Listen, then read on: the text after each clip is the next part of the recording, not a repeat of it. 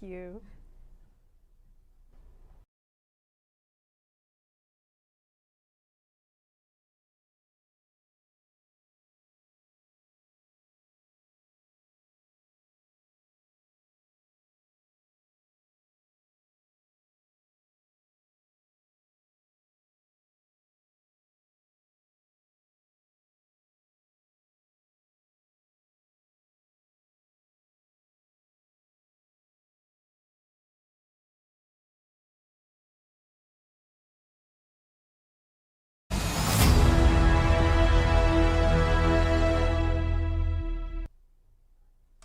Hello and welcome to Thikana's US Election Special, brought to you live from New York. Across the next 2 hours, we will give you updates from swing states, insights from elected officials, and speak to thought leaders and journalists around the world. To help us make sense of this all, in the studio we have today Marcia Robiu, a Peabody Award winner, investigative journalist, filmmaker, and producer. Most recently, she produced Latino Vote 2024, an hour-long PBS film for national broadcast. And joining her is Samar Khurshid, formerly of the Gotham Gazette, whose most recent work can be found in the print online. So I've got you here, and I think it's worthwhile to start with like the easiest question. Who's going to win? When it comes to this election, there's no easy question. I honestly, if you asked, I mean, I cannot predict who's going to win. I'm amazed that this election is still so close. It boggles the mind that it should be so close, because the decisions are, the choices are pretty stark. You've got on one hand the Democratic nominee, Kamala Harris, who's promising to bring the country together. She made a very impassioned and strong final argument for unity, bringing the other party to the table, building an America for everyone. And then you've got a convicted felon who's promising to punish his opponents, to move the levers of power against people who didn't vote for him, and promising economic pain, actual pain for his opponents and even for his supporters, because that's what his policies might entail. So it's if you presented that as a stark choice, and if I knew nothing about it, I think it'd be easy for me. It's not as easy for American voters, And Marcia? Yeah, I mean, same. I think it's really hard to predict at this stage. And what we learned from the 2016 elections is that the polls got it wrong. Most of the polls predicted that Hillary Clinton would win in a landslide, and that is not what happened. So I'm very skeptical of a lot of the polls. But even then, when all the polls are saying the same thing, you have to take a little bit of that as truth. And all the polls are showing deadlocked between Trump and Kamala Harris. I think this will come down to the unlikely voters, which there are not many of them. But if you can squeeze out 5,000 votes here, 10,000 votes here in the battleground states where the margins are 10,000, 20,000, that's where the decision is going to be made. So it's really going to come down to, and I know it sounds a cliche, but who's going to come out to vote? And it's really going to come down to 5,000, 10,000 votes in some states. So it's interesting that you say this, that we're talking about these two very stark contrasts, the two different visions of what America can stand for.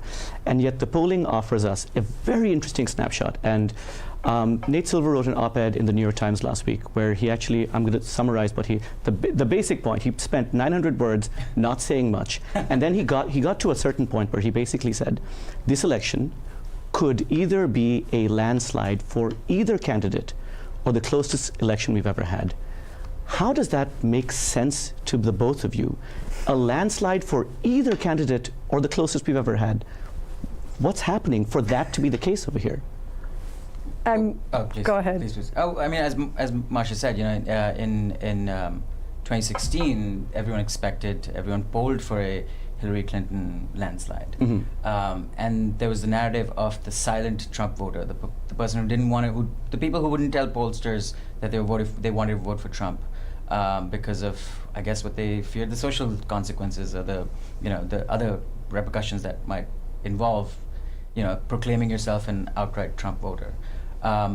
polling since then has tried to manage for that. They've tried to account for the silent Trump voter, and now there's a narrative of a silent Harris voter among Republicans. Mm-hmm. You know, Republican women who have been sort of aghast at what's happened in the wake of the Roe v. Wade decision by the Supreme Court, who want to preserve reproductive rights, but don't necessarily want to say that as a Republican that they might vote for Harris. So it's very hard to tell. And you know, even the polls that have Harris ahead, they're all within the margin of error. They're within maybe 2 points, maybe 3 points. This recent poll that has a winning Iowa, which, you know, the second the Trump poll goes against Trump, it's fake suddenly. Yeah. So it's, again, landslide or, you know, the closest election, it's going to be impossible to tell, I'd say, yeah. Yeah, I mean, I think that just shows none of us know what's going to happen tomorrow. None of us have any idea what's going to happen. And if there's any pollster who says, yes, it's going to go this way, they're lying. Like, we just don't know. And I think something else that's interesting is there's been a lot of talk about the importance of the Latino voter this election. You know, we're going to be decisive for the first time. And what doesn't get talked about a lot is that 30% of Latino voters will be voting for the first time this election. So that means we have no idea which way they're going to go, if they're going to vote Republican, Democrat, or what. I've also been hearing a lot in my reporting throughout the year is that some people are going to sit this election out, or they may not know if they're going to go vote until Election Day. And so there's just a lot that, you know, we don't know, and we can't predict how people are going to vote. And something else is that it's very state specific. So for example, in Arizona, there's an abortion issue on the ballot. And that's driving a lot of people to go vote in Arizona. And so each state has its own ballot initiative, local initiatives that are going to drive people to the ballots or make them stay home because they're not enthusiastic about it. So we just don't know. Okay, and I actually, you know, last time before the show, I went on to Harris's and Kamala Harris's and Donald Trump's website, and I'm like, I actually realized I never read what their campaign platform is, right? And it's interesting. I went there, I looked it up, and it couldn't be more stark, right? Really, we're like talking real nuts and bolts. This is what they're proposing. Donald Trump's one was 16 pages long. Kind of double-spaced, the kind of thing we do when we're trying to get that college essay in, right? Concepts of a exactly. Plan. It was like a broad outline of a plan, and I feel like they never filled it in, right? And he has this 20-point agenda, which will come as no surprise to you. It's in all caps. So his agenda, he's not even speaking it to us; he's shouting it to us, right? The 20-point agenda. We'll get to that later. And then I went to Kamala Harris's website and I pulled out her new way forward to lower costs to create an opportunity economy. 84 pages, well articulated. I won't lie and say I read all 84. I skimmed it. I looked at the areas of interest for me, and I found something very interesting in Kamala Harris's plan, right?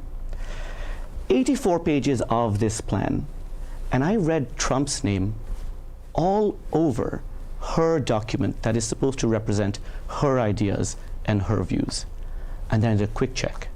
In this 84-page document, Donald Trump was mentioned 135 times, right? And I'm like, okay, that's an interesting metric, right? I went to Donald Trump's 16-page, double-spaced memo, I'm going to call it, and I searched for Kamala Harris's name. Her name was not there even once.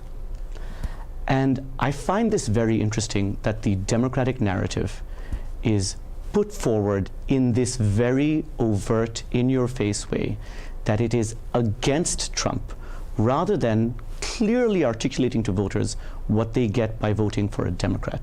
What are your thoughts on this issue? 135 times Trump was mentioned in the Democratic manifesto for what their vision for the next 4 years will look like. And Harris, she wasn't mentioned once in Trump's. Can I get your thoughts on this? Sure. I mean, I think part of it, and I didn't know that. That's super fascinating. I had no idea. I think part of it is Kamala Harris is trying to like unite against a common enemy. You know, you see this all the time in war where it's like tribal factions or whatever who are usually fighting against each other. They finally come together when there's a common enemy.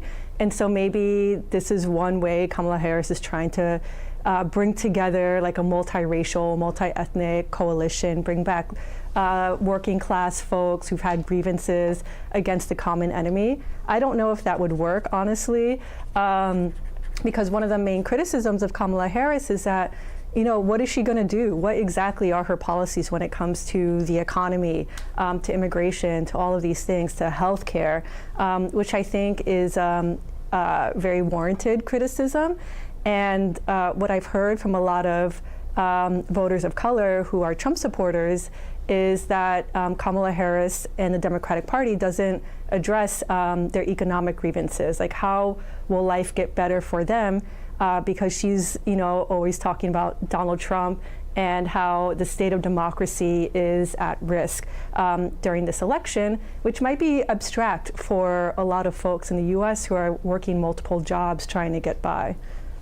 I mean, I think part of it is it's a rhetorical strategy, because not only does she have to get across to people what she's going to do, which I guess she could do a better job of, but she's trying to warn them of what they stand to lose if they vote for Trump.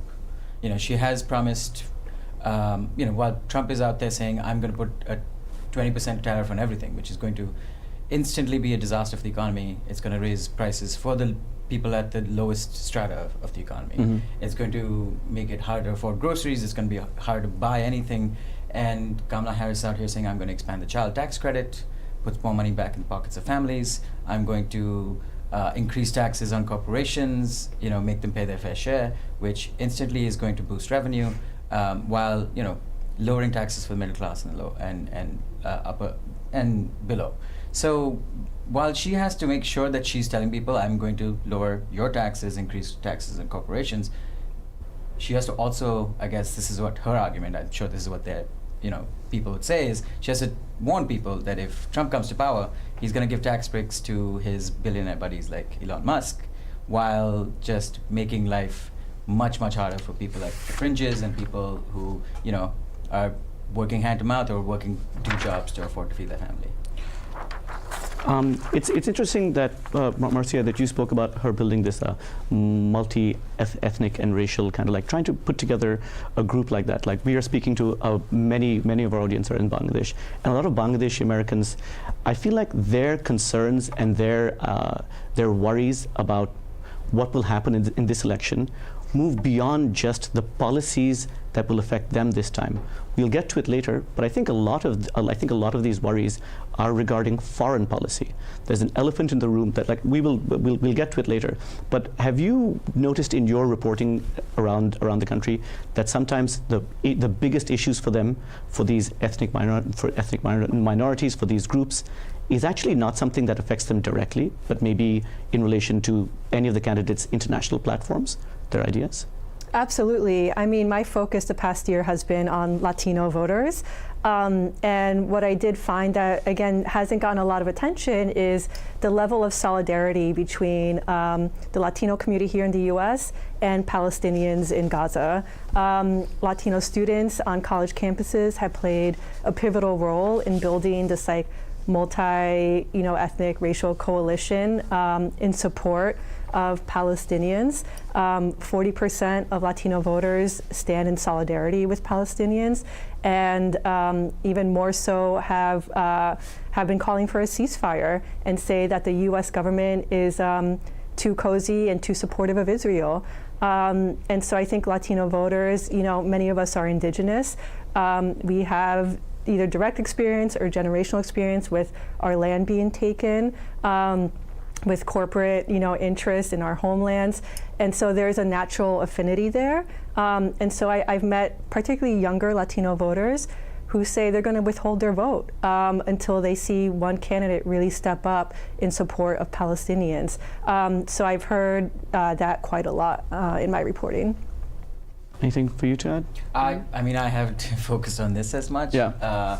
But it's for immigrants, it's again, there aren't monoliths. Of course not.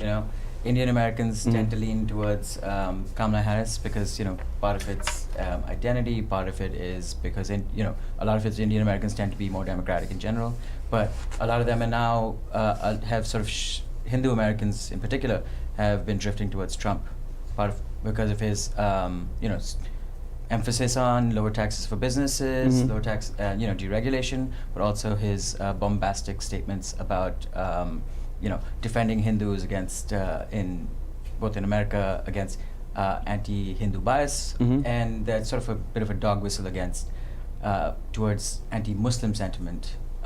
As most recently, he spoke about Bangladesh and protecting Bangladesh's Hindu minorities and building a stronger relationship with Modi.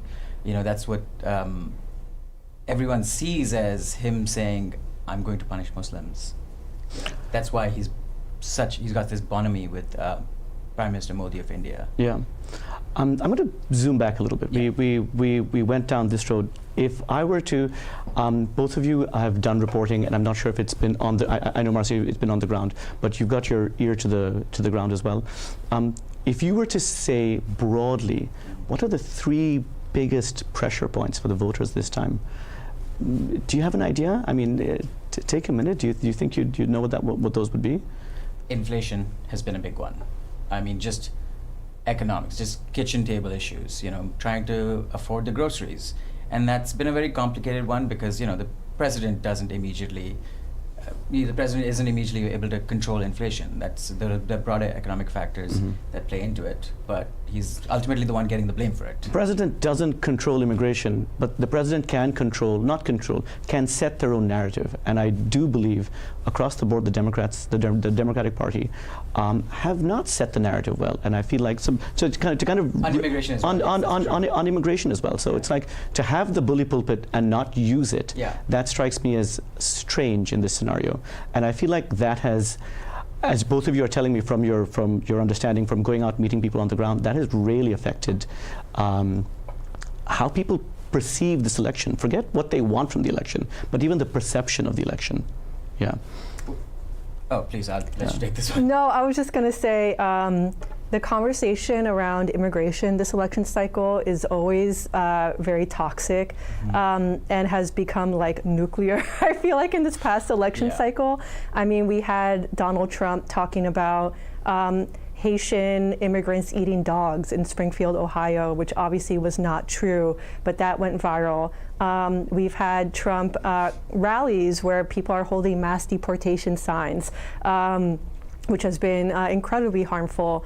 And then what we've seen in the Democratic Party with Kamala Harris at the helm is this like rightward shift on immigration policy within the Democratic Party, where there's like this tough on crime, tough on the border approach, which would be, if you heard Kamala Harris speaking now about it, it's almost like, the Reagan party in the 80s talking on immigration. So there's been this rightward shift on immigration in general, and that scares me a bit. And as you said, the Democrats made the mistake of seeding the narrative because they've spent the last 3 years, instead of sort of, touting the strengths of immigration, how it's better for the economy, contributes revenue, immigrants pay taxes, they boost the economy. But instead of doing that, they've spent the last 3 years on the defensive, letting Republicans control the narrative by saying, Republicans being immigrants are criminals or they're taking your jobs, and Democrats just being like, no, they're not. They're not doing this. They're not doing that. So just hopping from crisis to crisis, defending that instead of largely setting the narrative themselves. But, and you see, it comes to an interesting point over here. So if the Republicans have been good at setting this kind of anti-immigration narrative, an anti-immigrant narrative, why are we seeing, what would make sense for we seeing the rising tide of, and I'm lumping all immigrants, new immigrants, the diasporic people together over here, a rising rightward shift over there. They're being demonized by the party that they are likely to vote for, or not likely to vote for, that they're interested in voting for this time. How does that make sense to the both of you? Part of it, part of it is socially conservative values. And again, it depends state to state as well. In Michigan, for instance, you've got a large Arab immigrant population, Muslim immigrant population, and you had a number of Muslim imams that are now supporting Trump because of what's happening in Gaza. So that's not necessarily replicated in other places. Muslim Americans will largely vote for Harris, but that's because that's an issue specific there. You've got Cuban Americans in Florida that tend to vote more Republican because they see the Republican Party as stronger against communism, for instance. Sure. So it's very hard to parse it out. Immigrants from South America that might have more socially conservative values, that might agree with Republicans on issues of maybe abortion or marriage. That's the kind of stuff that maybe could explain some of it, but it's hard to really parse. I'm going to come to you on this because, and I'll get to your documentary later as well, because I saw the documentary 2 days ago, the documentary on Latino Votes 2024. Maybe we can link to it later. It was a superb documentary. It was eye-opening to me, right? Could you tell me, because in that documentary you grappled with this question of like, a slightly, like, of course they're not a monolith, but the way and the trends in which they are voting, to even somebody like me, it doesn't completely make sense to me. And like I said, your documentary tried to demystify it, and it really helped a lot. But I'd like to hear your thoughts about this. A party is demonizing immigrants, and people are leaning towards it. How does that compute? I have so much to say about this. I'll try to keep it short because it's a mystery to me as well. Yeah. I mean, I think a big part of it is that there's always the other, and so my family's from Dominican Republic, and we have a saying that there's always someone darker than you, which is so racist. Oh, no. Yes, but that is a saying in Dominican Republic. Yeah.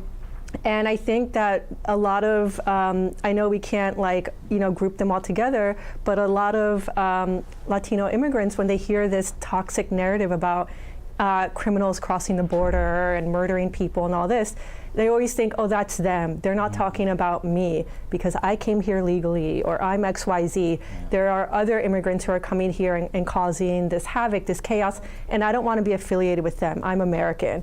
I'm a Republican. I'm lawful. Behind them. Yeah. Exactly, and I think you see a lot of that.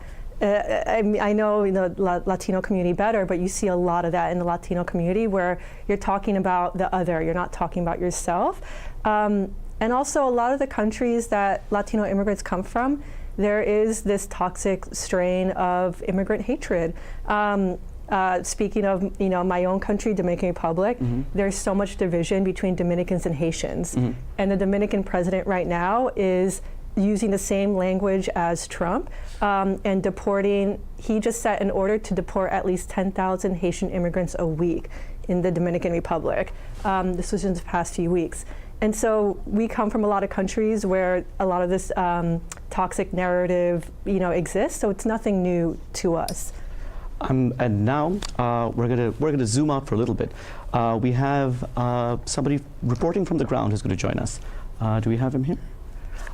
Joining us now is Kevin McCurry, an executive producer and host at WHYY, overseeing the Philadelphia NPR station's live news talk show. He's covered and edited politics in Pennsylvania for years at WHYY, and as well as other leading outlets. Kevin, give us the lay of the land. Everybody in this country seems to be interested in the 19 electoral college votes from Pennsylvania. Tell us, what's happening over there?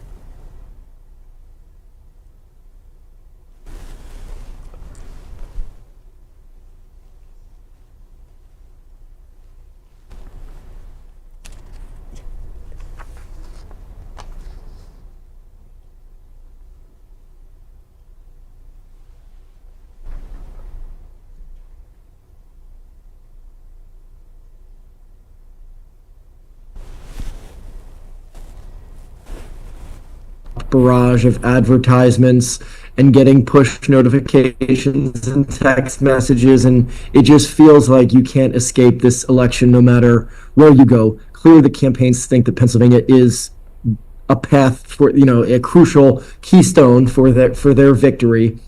Kamala Harris is going to be here tonight in Philadelphia doing a big rally in front of the Art Museum, the iconic Rocky Steps, and she'll have A-list pop stars, including Lady Gaga, with her. She's doing 2 other stops in Pennsylvania today. Trump is doing stops in Pennsylvania today before he goes to Michigan. It feels like they've been here twice, 3 times a week, 4 times a week, every week for the past few months. So truly, it feels like this is the place to be. And like you said, there's 19 electoral college votes up for grabs. And it's just really interesting how the state of Pennsylvania has changed over time, where parts of the state that were rural but leaned heavily Democratic have all leaned hard towards Trump in recent years. And parts of the Philadelphia suburbs, especially, that in the old days were very Republican, have now tilted way towards the Democrats. And so that's kind of the dynamics that we'll be watching.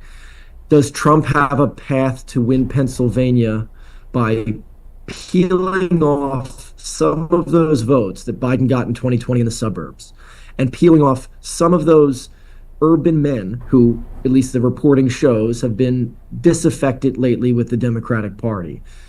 The Republicans that we talk to say if they can win just enough votes in the suburbs and just enough votes in places like, urban North Philadelphia, they feel like they have a chance to win. And the Harris campaign says, no, that's overblown. Don't believe that there's going to be a surge of, Latino voters in North Philly going to Trump in a way that is going to truly affect the outcome of this election. They think they still are strong, of course, in the urban centers, and they think that the support among the suburban voters is going to win them Pennsylvania and win them the election. I have a question about the language and the messaging being used this time, as opposed to in 2020. Have you seen a distinct difference in language by the Democratic candidates? I mean, let's be honest, in 2020, Biden might have carried the state by 80,000 votes, but he was affectionately called Pennsylvania's third senator, right? It was close, but he has a long history over there. Have the two parties this time, the two candidates this time, is their messaging different than in 2020? I think that Biden was running more as a unifier, right? He was trying to say after the 4 years of the Trump term, he could come in and be a bridge between the two parties. And I think that there was significant support for him in especially suburban Philadelphia that showed that many people who, maybe voted for Trump in 2016 went back to Biden, said, you know what, that was too much for me. Now I'm going to try to go with somebody who I think is going to be more of a bridge builder. Now the Republicans will say it's those people they're counting on who now have seen 4 years of Biden, who don't like what they saw, who are ready to return to Trump. I think another interesting messaging point is that in 2016, clearly Hillary Clinton leaned more into the fact that she was going to try to become the first female president. You just haven't really seen Kamala do that in the same way. And to the points that you were making in your prior segment, their messaging has really leaned into, we know what Trump gives us, and we're banking on enough people being horrified by that to, if we continue to hammer the negatives that they see about Trump, they think that that's a winning message. And of course, we'll know the answers in a few days, but there's plenty of people who say, well, she's not defining herself enough. She's not offering a positive message of what her own values and her own platform will be, and just, hammering Trump on being Trump. Well, we know that there's a lot of people who love him and are going to love him no matter what. So is that really going to be the thing that wins over the undecided voters? That's the big question. And, all polling is showing that Pennsylvania is going to be down to the wire. And we will see at the end of the day, who made the better pitch. Could you help me understand early voting? I looked at the stats last night, and there were up till last night there were 970,000 early votes or early ballots that were cast by people who were registered as Democrats, and about 570,000 for people who were registered as Republicans. Why is there such a big disparity between, and in 2020 I looked at the numbers, but 2020 was also a COVID year. There were 2 million mail-in ballots for the Democrats, for people who were registered as Democrats, and there was only 500,000 mail-in ballots for people who were registered as Republicans. It's weird. One election cycle away, the Republican number has stayed the same. The Democratic number has come down. It's almost half. Can you help me make sense of that, disaggregating from the fact that 2020 was a COVID election as well? How do we make sense of these? Yeah, I do think that is a big part of it, right? You just had way more people voting by mail during the pandemic, and especially if you were a Democrat, you were more, inclined to, take heed all of the messaging about social distancing and masking and all that, and so that kind of portended into you being more likely to vote by mail. Republicans clearly, it is interesting. So in Pennsylvania, the Republican majority legislature passed the law ahead of the 2020 election, making voting by mail much more prevalent. But then Trump got up there and basically was throwing a lot of shade at voting by mail throughout his campaign that year. And so it turned off a lot of Republicans from doing it. But I think they quickly learned their lesson that, they should not be dissuading people from voting anyway, right? But you've kind of seen the lingering effects of that over the past few cycles, where now very clearly they're openly messaging, yeah, vote by mail, vote any way you can. So I think that what we're seeing in the numbers so far is interesting. I mean, clearly the Democrats still have the advantage, but I would say it's just less of an advantage compared to the past few cycles. And, that's what we have to kind of all brace ourselves for as the results come in. The first batch of results that we're likely going to see are going to skew towards Democrats because, as you said, more mail ballots have been returned so far by Democrats. Of course, that doesn't say exactly how they voted, right? Of course not. There's a difference in how you're registered and how you vote. So there's that piece of it too. And then we're going to see a flurry of votes come in, maybe in more rural parts of the state that might be able to count their votes faster. Those are going to skew towards the Republicans and Trump. And then as Philadelphia and Pittsburgh and Allentown are reporting their votes, they're going to skew more towards the Democrats. So I think what we don't want to see is either campaign crowing too quickly about how well they're doing. You really do have to wait until all the votes are counted, because then there's going to be provisional ballots and the other ballots that just kind of get always counted later.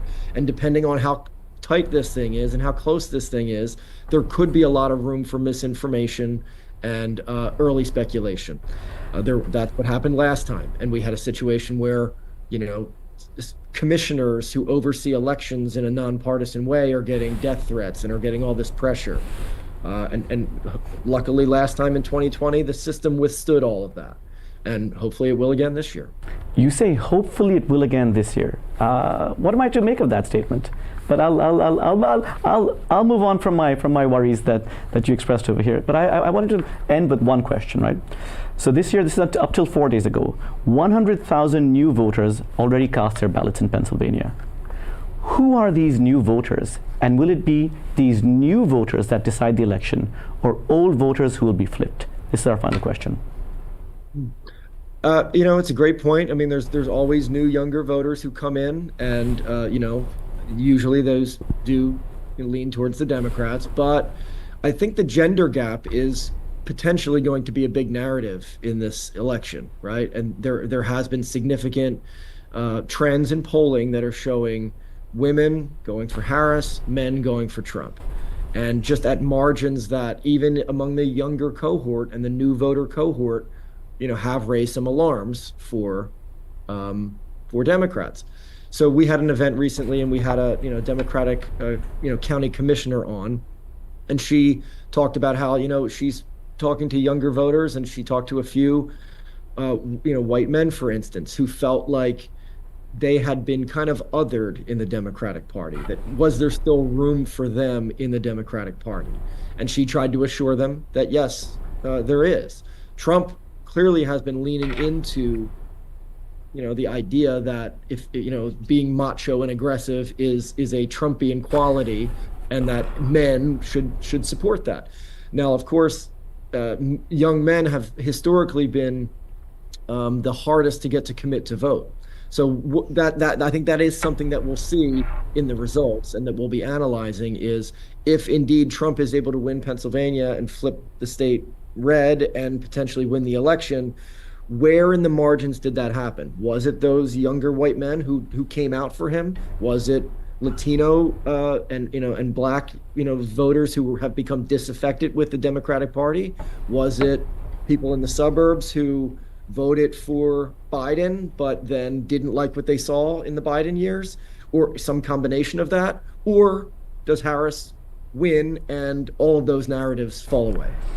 I feel like so many of our conversations are boiling down to let's find out in 48 hours. And with that, Kevin, thank you so much for joining us. We look forward to an update from you tomorrow. Thank you. Thank you. Thank you. And I think we have our next guest ready, but till then, we got our guest ready. I'm going to move into this. Joining us now is Prince Bhojwani, the co-founder and CEO of Asana Voices. Prince, thank you for joining us. Thank you for being with us. Thanks for having me. Prince, can you tell us in like a couple of lines what your organization does and why it's been important in 2020 and the 2024 election cycles? Absolutely. So Asana Voices is one of the leading South Asian advocacy organizations in the country. What we realize is that there are so many unique issues that are, core to South Asians, but in the States, there's no actual infrastructure that connects those who are solving to understand these issues and how we can, better the lives of South Asians.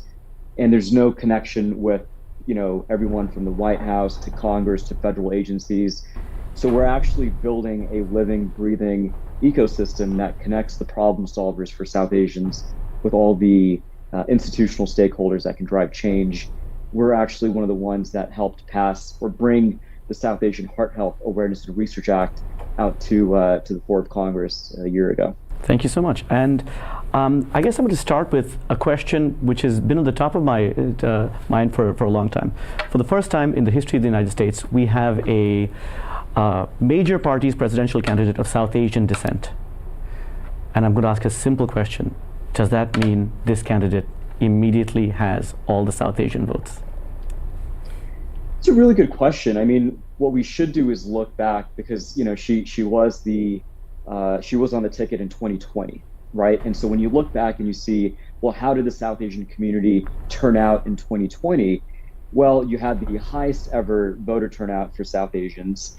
And about, I think, 75 to 76% of them actually leaned left, and they voted for Biden. And multiple studies showed that a big reason for that wasn't actually Biden. It was actually, in fact, that Harris was on the ticket. So I would say it actually means quite a bit this time. So it means quite a bit this time. And there are, basically, there's a big narrative that exists over here where it's just like these South Asian votes need to be earned and not taken for granted. Okay, I think we've lost Prince for a bit, so I'm gonna come over here. So I want to move back to like the line I was basically asking Prince about was like not just South Asian, but like diasporic votes being taken for granted. I feel like for the longest time, that's what happened. In this election, how can any one party rely on these diasporic votes? I'm going to get the answer to this question after we come back from Prince. We got Prince back over here. Hi, Prince, are you back? Thank you. I'm back. Sorry, there was a technical issue. No problem at all. I'm going to add something over here, right? There are close to 400,000 eligible voters of Indian, Pakistani, Nepali, Bangladeshi, and Bhutanese descent in 10 hotly contested swing states. In some of these states, the South Asian electorate is now larger than the margin of victory in the previous election. That's a very interesting stat. Okay? How do you think the Democrats and the Republicans have courted these votes, which potentially could flip whole states if large groups of like-minded people with similar backgrounds vote in the same way? How have they been courted? Yeah, we can see it. I mean, very clearly it happened recently, both online, right? Let's say Trump, for example. If you're familiar with the Diwali festival, Trump famously or infamously, posted a very long post, obviously well-wishing, providing well wishes to the community, but went deeper into talking about what had happened in Bangladesh, specifically to the minorities, the Hindu minorities in Bangladesh. And I think a big reason for that is because a lot of lobbying went into, from the Indian Hindu community towards the Trump camp to say something like that, right? It's very easy to say Happy Diwali, but to go deeper and to talk about such a very niche and fringe issue for the diaspora community means that he is actively courting one of the fastest growing voting blocs in the country. And now you flip over to Harris, you see that, today, I believe an op-ed in the leading South Asian publication, The Juggernaut, was released, talking about Kamala Harris's own story and her upbringing, and so I believe that both candidates in both camps strongly believe, and they see exactly what you do, that the South Asian voting bloc not only holds a lot of the the donor dollars, but a lot of the votes that can sway the election in those key swing states. It's interesting that you speak about the donor dollars, because there is a common perception over here that as people within these groups, they start to earn more money. It's a very common perception, and maybe we can break it today here, that the moment you start earning more money, you become Republican because you want lower taxes. What are your thoughts about that? Is that what's happening in your understanding of the South Asian diaspora? As people are becoming wealthier, moving up, are they becoming more Republican? It's a great point. I think it's not that they're necessarily becoming more Republican. I think they're actually becoming stronger and stronger single issue voters. And what happens is that there's a huge overlap between the South Asian community and what I perceive to be the four largest issues for the South Asian community this time around, right? You take the economy, you take immigration, you take abortion and foreign policy. All four of those have very divisive stances that you can take, and both camps are taking very different takes here. So it's not necessarily that they're becoming more Republican. Net, South Asians do tend to lean a bit more left, regardless of the fact that they are, proportionally much more likely to be business owners. We South Asians represent $1 trillion of consumer spending power out of the 18 trillion in the U.S. So it's not necessarily the fact that it's the money that's driving them towards voting Republican, but it's the fact that, these issues are likely attracting more South Asians to becoming single issue voters, not necessarily that their entire stance are becoming Republican. That is very interesting. And I'd like to talk about Michigan right now, one of the states that everybody wants to talk about.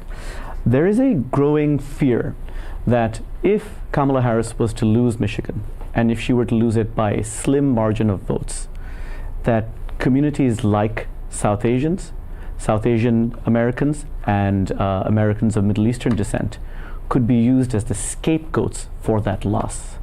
What are your thoughts on this?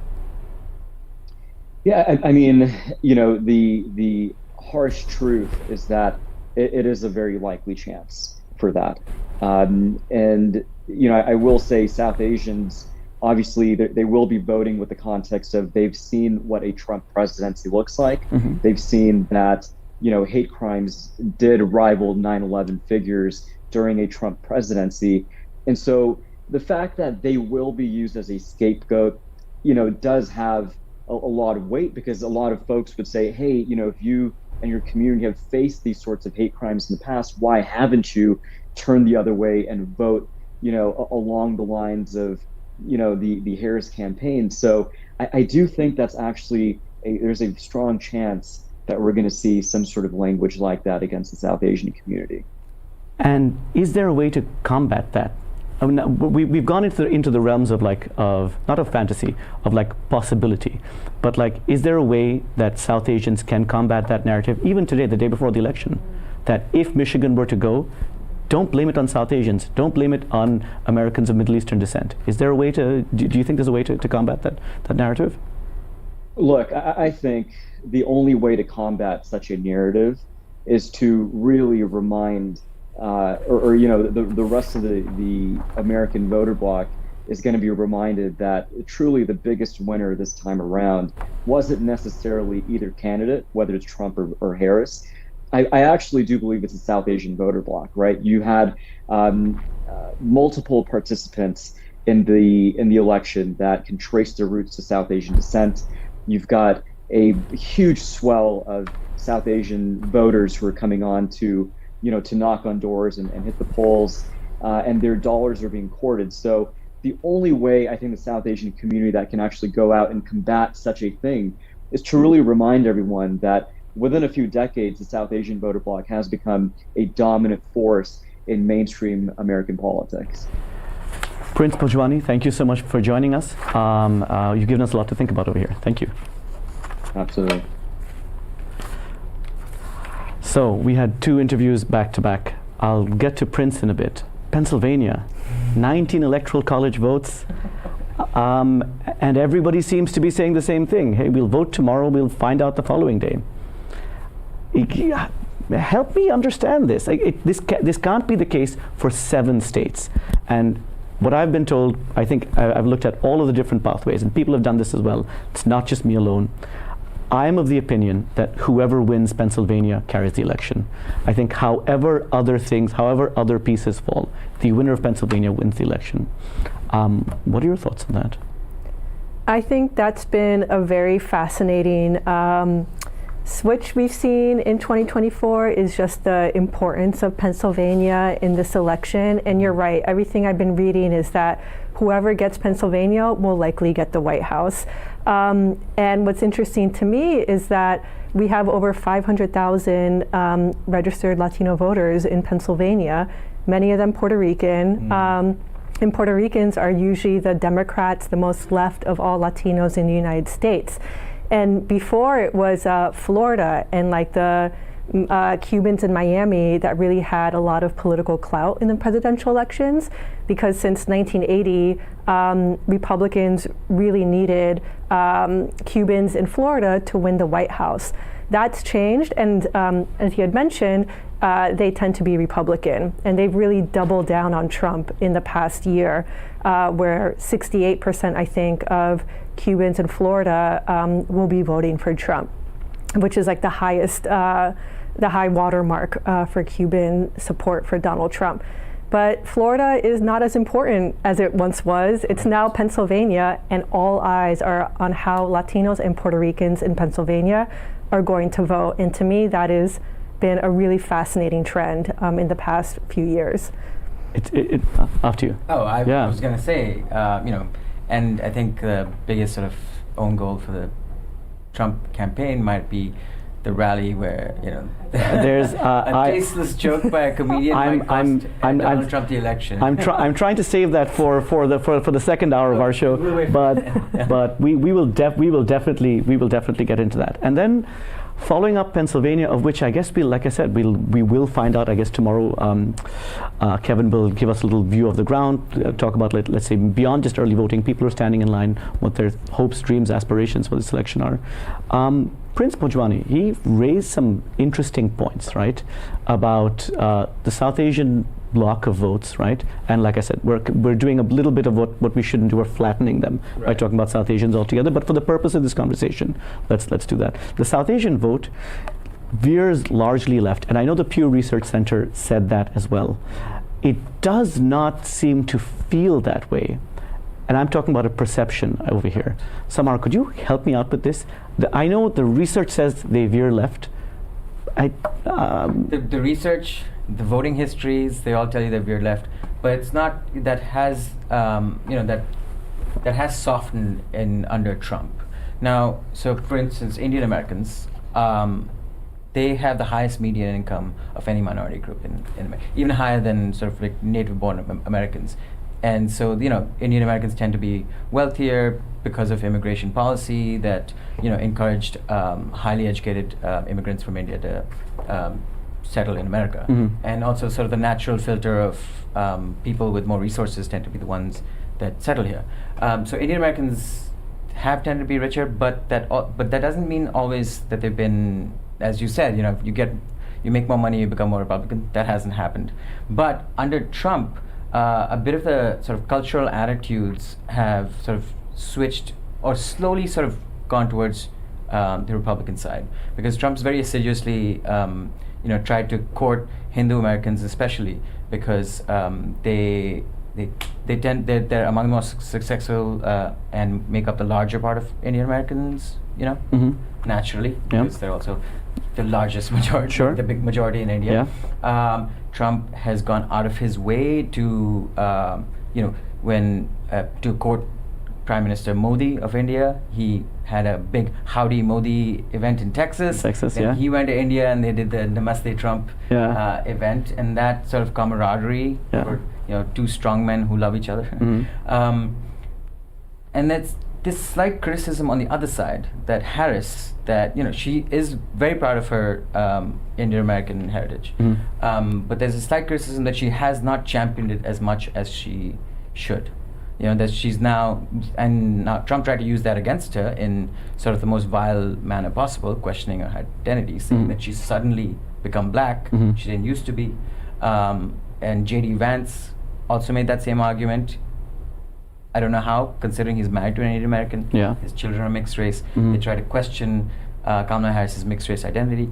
But there's small parts of the South Asian community, I guess, who were wondering, like, why don't you champion that as much as you champion how you might be the first black woman to become president? First, so it's hard to really gauge, but South Asians will, by and large, I'd say by a majority, definitely still go towards the Democrats. That's sort of, by a majority. And it's interesting that you brought up the Republican outreach to Hindu Americans.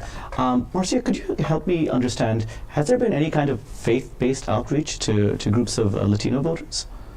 Absolutely. There's been this increase in the political importance of evangelicals in the U.S. Christian evangelicals have, for a long time, held a lot of political clout in this country and have increasingly had the ear of Donald Trump. And we're seeing an increase in the importance of Latino evangelicals. And they tend to be conservative, they tend to be Republican, and they also tend to support Israel as well. Because this is something I learned within the past year, is that evangelical Christians believe that in order to have the second coming of Christ, you need to have a strong Israel. And so you've seen this kind of like synergy between Latino evangelical Christians and Israeli Americans can you tell me the host name? Support the Israeli side in the war. I guess my question is, are these groups of people finding themselves organically, or is there some kind of Republican messaging that somehow pulls them together? I guess that's my next question. Yes, abortion is a big thing. So Trump's messaging on reproductive rights and abortion, a lot of it is being signaled to evangelical voters who believe that women, should not have the right to choose. They're more, the right to life is how they would call it. And so I think Trump's messaging on abortion is really a signal to evangelical voters that he's on their side. And also like freedom of religion and all this, and during the pandemic as well, keeping churches open, that's been big as well. And during the 2016 inauguration, Trump actually had a Latino evangelical pastor by his side, Pastor Sam, which was the first time he had a Latino evangelical during a presidential inaugural address. So he's really trying to shore up support with Latino evangelicals as their political power really increases. That is interesting, because I think this is an observation, not a question.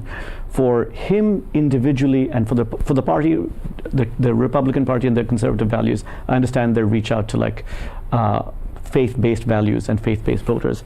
But Trump himself, when consistently asked across many interviews, has he read the Bible? Does he have a favorite? Like very easy questions. Do you have a favorite line, paragraph, or whatever? It really does come across that he hasn't. I'm not saying he hasn't read the Bible or he doesn't have a favorite passage. It does feel like it isn't an important element of who he is and how he projects himself. So for people to line up behind a candidate like that, it's also like, are you lining up behind your own values that you want to see in your candidate, or are you lining up behind the values that you actually see in the candidate? Like which way, how are we lining up with what we want to see or what we do see? I find that to be interesting. But Yeah, there was that one picture of Trump, I don't know if you remember, where he's holding the Bible upside down. I remember that. I Says think it all. Was that after January 6th? No, it wasn't. It was before. It was in the Capitol. I remember it. Yeah, there was a protest. Yeah. Wait, Yeah. I'm gonna have to. Tear gas the protest. Yeah, I'm Yes. gonna have to go into our next step. We'll pick up. Yeah. And joining us now is New York City Comptroller Brad Lander. Thank you for joining us. Great to be with you, Nader. Thank you so much for inviting me. Thank you. I'm going to ask a really simple question to start off with. For people who don't understand what the role of the comptroller is, could you give us a 2-minute summary? Because I feel like a lot of people, they ask me as well. They're like, oh. That's almost everyone. No one really knows what the comptroller is.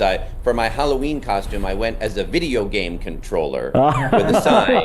It's like, here's New York City's controller. But the truth is, I don't control things like with the video game controller. I'm the chief financial officer for New York City and the chief accountability officer. So we manage the pension funds and the bond financing, and we keep an eye on the budget. As you might imagine, in the Eric Adams administration, there's been a lot of oversight to do. We can have a whole interview on that. Absolutely. And I guess my question now is a broader question to you as an elected public official, and just like your personal opinion on this. How do you think we are a day away from elections, from election day. How do you think this is going to play out? And do you think both parties have made the best case for themselves to the voters? Look, I'm nervous about our country. I will say I was in Pennsylvania in the northern suburbs of Philadelphia on Saturday, and I talked to a lot of voters. I talked to maybe 30 people in this one suburban neighborhood. And the folks I talked to are overwhelmingly voting for Kamala Harris in order to protect abortion rights, because they can't stand how Trump talks and how he demeans people. What they want is a country they're proud of. So I'm very hopeful that she will win on Tuesday, but we do have such a divided country, and what we need is really optimistic, hopeful, decent leadership to win Tuesday, and then also to bring people together, because if we're going to get more affordable housing, if we're going to create good jobs, if we're going to make sure our schools are serving all our kids, if we're going to confront the mental health challenges that came up during the pandemic, we really need good, inspiring, hopeful, decent leadership in Washington. It's an important time for the country. You're right about that. And I actually wanted to ask you a New York State and New York City specific question. Donald Trump made repeated campaign stops in New York State and one very big public rally in New York City. Very unusual for a Republican candidate. Would you happen to have some insight as to why you think this happened? Why is a Republican candidate coming to New York State and New York City and holding these rallies? I mean, I think Donald Trump is obsessed with the city that has scorned him. He knows that the city that's his hometown doesn't want anything to do with him, that we don't. This is a city that welcomes people, that brings people together, that doesn't demonize immigrants, that doesn't demonize women. And I think he's like, a person who's scorned by his hometown, who can't let go. But look, one other very dark thing about that Madison Square Garden rally is I think they knew it had echoes of that America First rally that was essentially a Nazi rally. He didn't choose that without knowing what the overtones of doing an America First rally was. And even 80 years later, I think it's a way of kind of sending coded signals to white nationalists in a very disturbing way. It's interesting that you say that, because like I possibly have the same view as well. But I wanted to, I was actually a little bit interested in down ballot Republicans, because because five Republicans have gained seats in New York State. And I think a lot of people see him going on to Long Island, and I'm not sure where else in New York State he went, is maybe he's not going to flip New York for the presidential election, but helping down ballot Republicans. Is there a worry that down ballot Republicans, that they could win more seats, more congressional seats in New York State? maybe In was that the 2022, play all along? congressional Republicans won 5 swing districts on the strength of Lee Zeldin's gubernatorial campaign. But I'm feeling very hopeful that tomorrow we will pick up a few of those seats. We already picked up one. Tom Suozzi won the seat that George Santos won with all his crazy lies. And I'm hoping tomorrow that we pick up at least 2 more, so we get back 3 of the 5 seats that we lost. I think Laura Gillen has a really good shot out on Long Island. So there's no doubt that that's, the hope of Donald Trump and the Republicans is to use his energy, the energy of his supporters. But I'm hopeful that on Long Island in the Hudson Valley, that Democrats in New York will actually pick up several of the seats that we lost last cycle. There's been a very energetic campaign of New York Democrats to make that happen. Fantastic. I guess my next question is, how do you believe the results of the U.S. elections might impact the economic landscape of New York City, especially in terms of federal funding for support for city programs? Yeah. This is very important. I say this as the chief financial officer of New York City. We get about $8 billion a year from the federal government, and that's the money for NYCHA, for the affordable housing for low-income people. And we need more repairs for those folks whose homes are not in good condition. That's money for our public schools. That's money for childcare, things New Yorkers really need. And Donald Trump has promised to harm blue states that don't vote for him. He's said if there were disasters, he would look at not having FEMA give the money to the blue states. And I think his supporters sometimes think maybe he's joking when he says these things that can sound crazy, but I take him at his word. So a Donald Trump win, I think, would really risk putting a hole in New York City's budget. One other very important place I take him at his word is the threat of mass deportations. New York City has so many immigrants. Basically, half of New York's households have at least one immigrant member. And of course, some of those folks are naturalized citizens, but we have, probably 500,000 folks who he might deport. That includes people who have DACA. That includes people who have temporary protective status. He's even threatened to deport citizens who are the children of folks who came here without documentation. And, that would be immoral. It would be a violation of New York City's values, but it would also be devastating for New York City's economy if we lose many of the workers who are taking care of kids, who are taking care of seniors, who are working in restaurants, who are delivering food, who are building buildings. New York City's economy is a thriving, diverse immigrant economy. And Donald Trump mass deportations would be terrible both for its values and for its economics. So federal support for infrastructure has been in the focus of recent elections. Do you see opportunities or risks depending on the election outcomes in terms of the infrastructure projects and funding? And could you be a little bit exacting about where you think it might affect New York City's pocket? Yes. There's 3 important bills here: the bipartisan infrastructure bill, the Inflation Reduction Act, and the Chips and Science Act. House Speaker, Republican House Speaker and Trump ally Mike Johnson came to New York and threatened to cancel the Chips and Science Act, even though it's pumping tons of money. That's more upstate than in New York.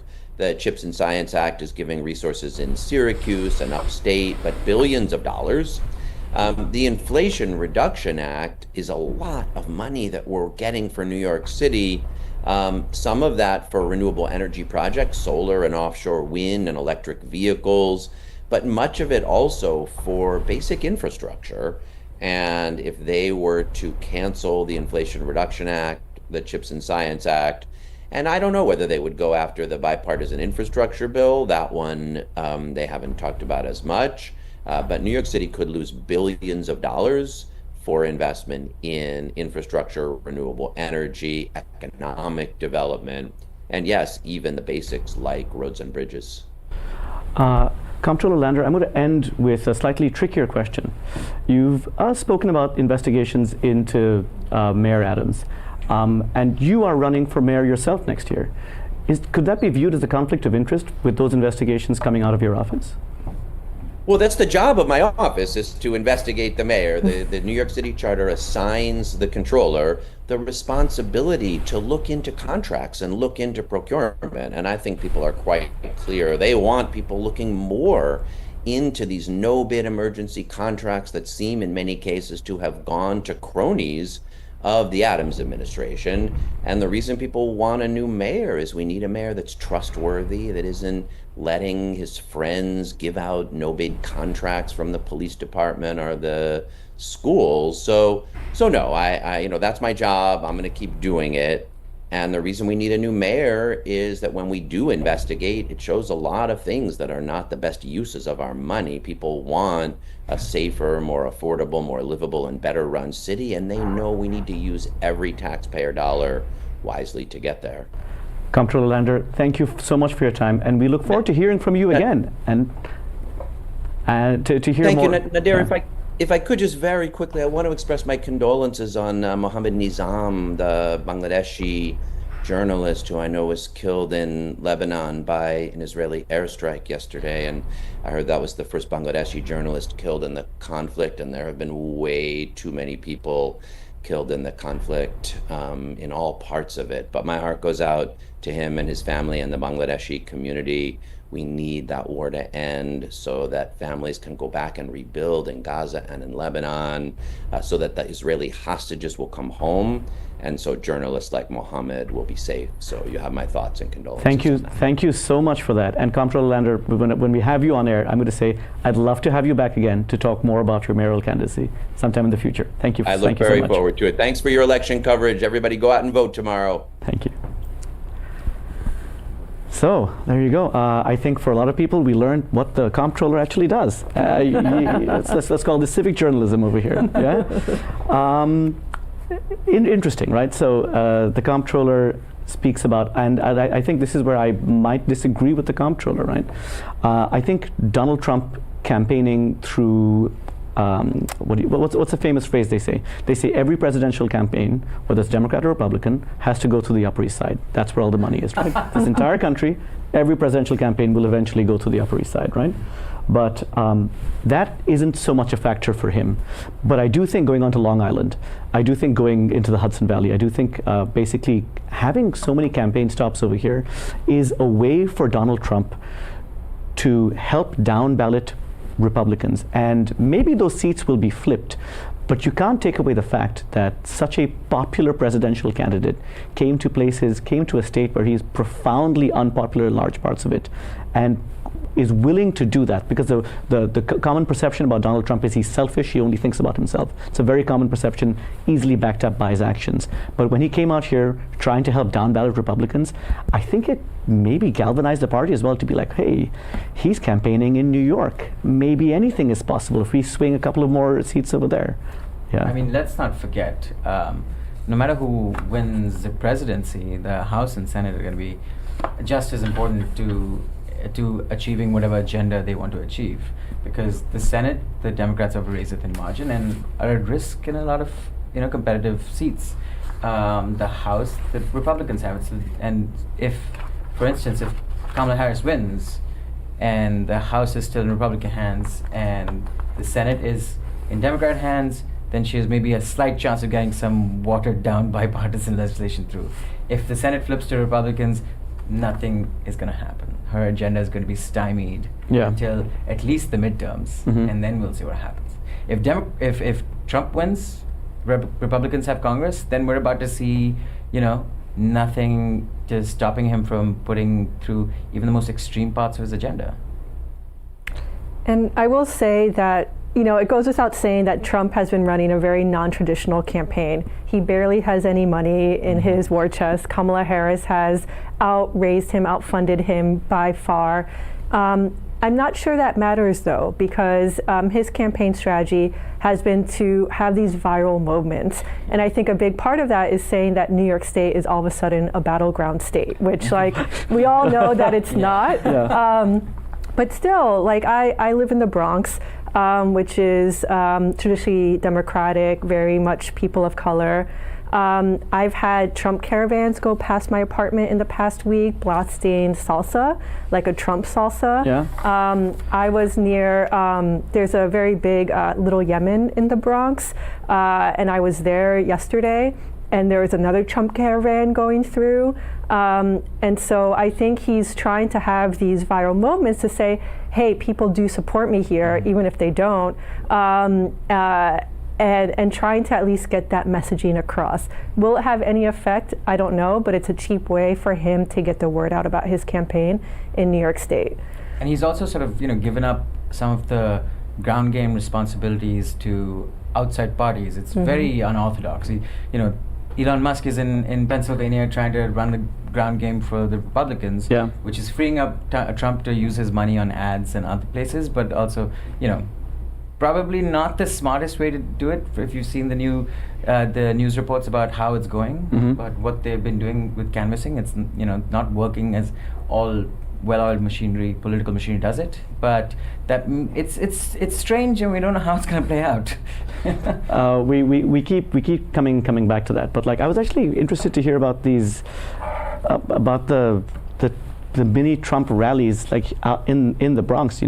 This was probably difficult to imagine even 15 years ago to think about that. I'm not saying that Republican voters don't exist in the Bronx, but to be this open, this vocal, this public about it. From what I see, this kind of non-traditional campaign that Donald Trump is running is he has emboldened people to come out and support him. And this runs as counter-narrative to when we talk about the silent Trump voter in 2016. In 2016, a lot of the conversations were around, who is this voter, didn't pick up the phone, lied to the pollster, then went out and did that. In the 8 years since, something has changed where in parts of the Bronx where you can bring out a little procession like that, where people will openly do that. They'll openly show their support for Donald Trump first and the Republican Party second. So a slight cult of personality around him has made this an election which is honestly, at times I understand down ballot Republicans, they exist, all seats are up, all the congressional seats are up, but it does feel like people are voting for Trump when a lot of the votes for Kamala Harris is they're voting for a Democrat. How would you parse out those differences? One feels like, we're talking about the intangibles here, a vote for Trump, and the other one sometimes feels like a vote for the party rather than the candidate. Can you get into that a little bit for us? Yeah. I think that's a really important distinction that you're bringing up, because the Republican Party has now become the party of Trump. And that's a huge change that we've seen since 2016. And when I've spoken to political strategists about the Latino vote, for example, what I'm hearing is that more people would be voting for the Republican Party were it not for Trump. So there is this, rightward shift that we're seeing with Indian Americans and Latino Americans. Those shifts may be bigger were it not for Donald Trump, but he is now the representative of the Republican Party, which is he was so fringe, as 2016. A lot of journalists didn't take him seriously, which was a huge failing in the industry, to not properly report on him and take him as a serious contender. And that's been a big problem. But yes, he's now gone into the mainstream, and it is this personality cult, as you said. And on the Democratic side, let's not forget, up until a couple of months ago, people thought they were going to be voting for Biden, and maybe like biting their tongue and voting for Biden, because it started to become very apparent that he wasn't the same candidate he was in the last election. However you might feel about whether his mental deterioration, whatever you want to call it. And suddenly, once Kamala was chosen as nominee, you saw a lot more enthusiasm. You saw a lot, the entire Democratic Party sort of coalescing around her, which is, it happened very quickly. It happened very energetically, and so she hasn't been the standard bearer for the last 4 years. It's only been the last several months. So it is a vote for a united Democratic Party, regardless of the nominee is, because they see on the other side, after 8 years of Donald Trump on the airwaves, I think people are ready to, make sure that the Democrats win. Yeah. We're going to go to our next guest right now. Thank you. Hi. Now, thank you for being with us, Laura Carlson. A pleasure. So Laura Carlson is the director of the Americas Program, an independent think tank based in Mexico City. She's a political analyst of international affairs and a dual U.S. and Mexican citizen. Thank you for joining us. A little bit last moment on our end. No problem. It's a pleasure. So Laura, I actually wanted I wanted to discuss a few topics with you, but the first one, the most interesting one for us is we often have this kind of singular view over here, the U.S. election from a U.S. perspective, speaking to U.S. people, but the U.S. election affects almost every country in the world, and maybe no country more so than Mexico. On the ground in Mexico, what do people feel about the choices before the American people? Well, first of all, that's true. The effect of the U.S. elections and U.S. policies on Mexico run from the economic to the political to the military in almost every single phase of Mexican life. And this has been true throughout history. So there's a tremendous amount of interest here. People are watching it. It's in the news every day. There was a kind of a peak in interest when the Democratic candidate changed. And now we're seeing everybody kind of hanging on the edge because this is such a close race in so many different ways. Now, the Mexican government really is not going to give an opinion. For one thing, it doesn't get involved in foreign elections as on principle. But the other thing is the US it has to work with the winner. And so, they're being very careful to walk the line right now and not endorse anyone or criticize anyone too sharply. The Mexican people, on the other hand, are fairly clear that they will be in less of a risky situation under Democratic presidency of Kamala Harris, and that's because of what they've seen with Trump's policies, particularly on border and immigration in the past. It's interesting that you describe the feeling of the Mexican people as one of this is the lesser of not two evils. This is the choice that isn't as good as we want, but it's not bad either. None of these seem to be like good choices for the Mexican people. Now, of course, they don't have a say in the U.S. election, but how bad could things get under a Trump presidency as opposed to being okay with the Harris presidency? Well, I think that the signature moment in that relationship was when Donald Trump threatened to put 25% duties on all Mexican exports unless they buckled down to his immigration detention policies. I mean, that's hitting them where it hurts, right? In the economy, in a country where 80% of the exports go to a single market, which is, of course, the U.S. market. And so that required an almost immediately change in the rhetoric and the policy of Mexico, and they ended up with something which, if it wasn't what they call remain in Mexico, it was very similar. They had to receive people who were being deported from the United States. They had to deploy National Guard and armed forces throughout the country to control migration flows, and they had to create more of a barrier on the Mexico-Guatemala border as well. This was not their choice. They would have applied, it looks from the beginning of the administration of Andres Manuel Lopez Obrador, that they would have applied a more human rights-based immigration policy were it not for this kind of pressure. And I want to take it up to the border right now, because this is, I think, when it comes to specifically this presidential election, I feel like all presidential elections in the U.S., they have these big moments, these big topics, these big issues. 8 years ago, and maybe even 4 years ago, it was healthcare. It was a bunch of different issues. This time, the border has come into focus in a way that it hasn't done before. The border is always a topic, a right-wing dog whistle, or a right-wing talking point. But the last year, Joe Biden's policies on the border seem to be exactly what Donald Trump said he'd do. And how does one contend with that? Well, that's exactly the problem. When you mentioned the fact that there wasn't a tremendous amount of enthusiasm for either candidate, it really has to do with the fact that the candidates have come so close, which is to say that the Democratic Party and Kamala Harris have moved so far to the right on the immigration and border issues that most affect Mexico that nobody can get really enthusiastic about one winning over the other, except to the degree in which Mexico will be punished in order for the United States to crack down on immigration. We've been watching this with a great deal of concern for a long time now. And instead of standing on principle and saying, look, what they're saying about the effect of immigration on our society is a lie. The fact that there's a security threat from immigration, there's no known security threat. The fact that immigrants commit more crimes than native people within the country, that is to say, U.S. citizens. There's no evidence for that. In fact, the opposite is true. And there's tremendous amount of evidence that they contribute to the economy. So most of what's being said is not even true.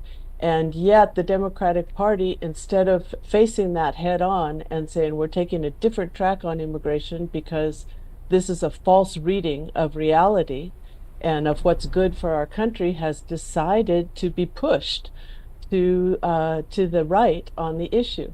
Immigration has always been what they call a wedge issue. It's used to mobilize a right-wing base, but now what we found is become a defining issue that both parties are considering needs to be dealt with as a security issue in order for them to be able to win the election. I think it's probably not even correct that they could have gone a different direction, but that's where we're at. You say that they could have gone a different direction. It does seem to be that as the Democrats have moved rightward in their immigration policies, that I'm not sure if they would say that they were moving to where people's thoughts and ideas already were, or the fact that they moved to the right, that the people who were Democratic minded moved with them. Which one is it? Which one is it for you? Well, I think it's kind of a parallel movement, because what happens is that we live in a day and time where narratives and rhetoric are so important as influences in how people make political decisions, that when the narrative of immigration being a threat began to rise within society and people saw that even the Democratic Party was accepting it, then it created a momentum to move the whole issue to the right and closed off any space for having a counter narrative that would have said, no, immigration's good for us. There isn't a crisis on the border, because there isn't. Immigration has plummeted in the last year. In fact, it was about 58,000 in August, which is 77% below the peak in December. And yet we're being invaded. There's a crisis on the border. What are we going to do? That has dominated the media. It's taken over the Democratic Party. And so it begins to take over the minds and hearts, of the populace as well. There were early polls that showed that immigration wasn't that important to them, or that they believed that immigration was good for the country. And then suddenly we began to see this shift, and it became mutually reinforcing.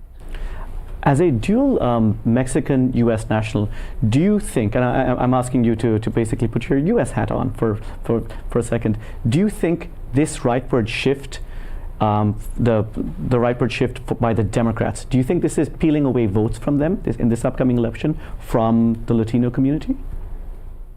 Probably some, and again, it's speculation, because we have to remember too that when you talk about the Latino community, we're not talking about a homogeneous bloc. And we're talking about different nationalities. We're talking about different political perspectives. We're talking about differences between how men and women vote, just as we are in the general election. And so it's really impossible to generalize in that sense. I think there's no doubt that there's a certain part of a progressive, especially Latino community, that's disappointed in this shift to the right, and has been very disappointed all the way along in Joe Biden's immigration policies. However, there's the other factor, which is the anything but Trump factor, where people, even though they're disappointed, and this is something that we see on many issues, not just immigration, but in the Latino community, especially on immigration, but also on Gaza.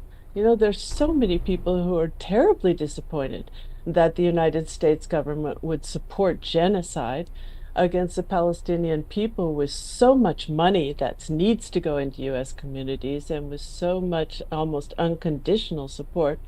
But again, they know that it could be very much worse under Donald Trump. He's not proposing anything distinct. In fact, he's proposing an intensification on both those policies. So they're going to vote for the Democratic Party despite their misgivings. It sounds like a common thread through all the guests we've heard today. There's a certain level of commonality, specifically this election term, more so than other ones, because I think the war in Gaza has played such a big issue. Thank you, Laura Carlson. Thank you so much for your time. We will check in with you in 2 days' time, hopefully when we have an election result, and you can give us a lay of the land for what's happening in Mexico then. Thank you so much. Thank you. So, we finally got to talk about the border, right? We've talked about different groups of people. We've talked about minority rights. We've traveled through all of these things. The southern border of the United States has been one of the biggest talking points in this election, and both the parties seem to be so close to each other. How does a voter decide between one or the other? This isn't hyperbole. They are actually very close to each other, not just on policy, on enacting the policy, especially in 2024, all the things that Joe Biden has done at the border. What do you think about that? You know, I've spent time with a lot of immigrant rights advocates over the past year, and they have been very disappointed of immigration policy under the Biden administration, under the Trump administration, under the Obama administration, because remember, Obama earned the name Deporter-in-Chief for the number of deportations under his administration.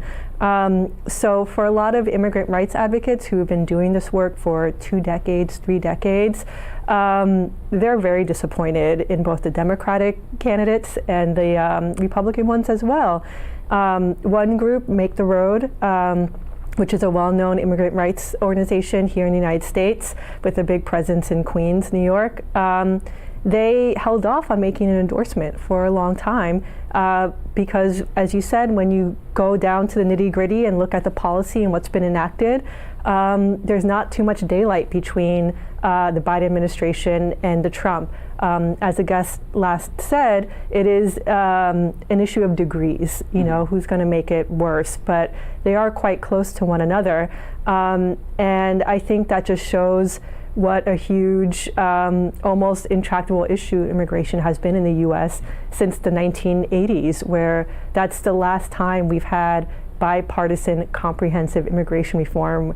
It was over 40 years ago, which is bonkers. Yes. We need to get sensible immigration reform that's humane, like ASAP. And so some people I spoke with will not be voting because of that. Ooh, Samar? I mean, immigration has become such a sort of hotly contested topic, and part of the problem is that you could pretend the Republicans care about fixing the immigration system, but they don't so much. If they did, they would have passed the bipartisan, act that Donald Trump tanked at the last minute because it made for a better campaign football. Yeah. And so for Democrats, as we was talking about earlier, they've been on the defensive, and part of what's made it worse is, the big Democratic urban centers, cities that have started to absorb a lot of asylum seekers. The asylum seeker issue has been at crisis levels in the last couple of years. It's started to stabilize, but even here in New York City, and now let's bear in mind, seeking asylum is not illegal. It is required by international law that countries have to let asylum seekers in. So it's not about illegal immigration even, but it's connected to it by Republicans on a rhetorical level. But that's put Democrats on the defensive. You've got the New York City, where the mayor and the completely Democratically controlled city having to make tough choices about their budget because it costs billions of dollars to care, feed for, and shelter these asylum seekers. Which is not to say we shouldn't do it, but for voters on the ground, they're looking at, if you're taking $3 billion to spend on sheltering these people, what's going to happen to my child's education? What's going to happen to services for me and mine? And that has become an effective argument for Republicans to deploy against the Democrats. And then you, as a voter on the ground, you start to wonder, am I going to vote for the party that's promising to keep allowing this, or the party that has promised to deport millions of Americans, the biggest deportation program in history, which in other ways will devastate the economy, but that's not what they tell you. No, it isn't. Yeah. And it is interesting. No, it's not even interesting. I keep saying that. It's shocking that so many voices in the media and mainstream media as well, they all seem to have coalesced around a little bit of like this fear-mongering around immigration. And that is also very worrying, because when it happens in fringe media, I think it's fine, but when there are op-eds, when people are constantly reporting about it with a certain tint, with a certain angle, I think that creates basically an ecosystem where you can keep going right, and the movement will be imperceptible to the people who it's going to affect the most.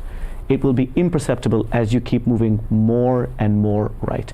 And immigration is being one of the major topics this time. I find it funny, I'm going to switch topics for a second, that it's been like 8 years ago when Bernie Sanders ran, and even in 2020 when we were still dealing with the worst parts of COVID.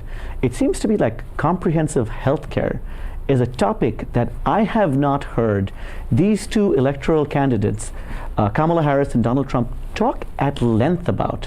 And that seems to be a system that is as broken as immigration, has been broken for a long time, yet this year it's been curiously off the map of people's thoughts, ideas. Can you help me understand why that might be the case? Why has healthcare been left behind? That's a good question. Yeah. I mean, some people argue the pandemic still isn't over. That Biden might have declared it over, but hundreds, if not thousands of people are still getting infected and dying of COVID. People are suffering the comorbidities and maybe lifelong devastating consequences of having had COVID. Yet, healthcare for all, which has not been on anyone's agenda, strangely enough. Or if it's there, it's not topic of conversation. And again, that tells you about where narrative versus policy takes over, because people, if someone today on the 4th of November is an undecided voter because they haven't seen enough policy from the candidates, then that's not an undecided, that's a purposely uninformed voter. Yeah. And if there's a single issue voter and healthcare is their issue, then I would be hard pressed to see any conversation around it at all. Yeah. And I'm glad you brought up Bernie Sanders, because his success in like Nevada, for example, with union workers, low income, Latinos as well, and many other states around the country, it shows that there's a big appetite for healthcare reform, to have those important discussions. And I think that Kamala Harris made a strategic decision to not talk about specific policies, but especially with healthcare reform, because she wanted to ride the wave of enthusiasm around her when Biden dropped out of the race and then she became the nominee. And that enthusiasm might wane, I imagine they were thinking, once she starts to spell out specific policy, because that's when people be like, oh, well, I don't really agree with that. So I think that starts to answer the question a little bit. But also, immigration has been a lightning rod in politics forever, in a way that healthcare hasn't been. It goes viral, just think about Springfield, Ohio, like I mentioned, Yes. Whitewater, Wisconsin as well. There is also a big issue that happened there that made the media rounds. And so I think both candidates are trying to play with virality as opposed to what do the people want? What's the policy that they need to know about? And I heard this time and time again from voters who, we're all super paying attention to what's happening every day in the political world. Most people aren't. Yeah. They're working one job, they're working multiple jobs, they're trying to take care of their kids. And so they don't know the policy proposals from each candidate. And a lot of people I spoke to were confused. They're like, I don't know the difference between Harris and Trump when it comes to policy. And that's shocking to hear. Thank you for that. We're going to move into our next guest. Joining us today is Abir Ayoub, a Palestinian journalist who has written for Al Jazeera, Middle East Eye, and Al Monitor. Abir, thank you for joining us today. Thank you for having me. Thank you. So Abir, we just heard from a journalist and a political commentator from Mexico, and we wanted to hear from you as well to offer a Palestinian perspective on how the U.S. election is being viewed over there. Because as I said earlier, maybe you didn't catch it, very often there's this myopia. We only think the U.S. election is about us. This is the only thing that matters. When I think it's this now more so than ever. I think it's so important to what do the Palestinian people feel about this election?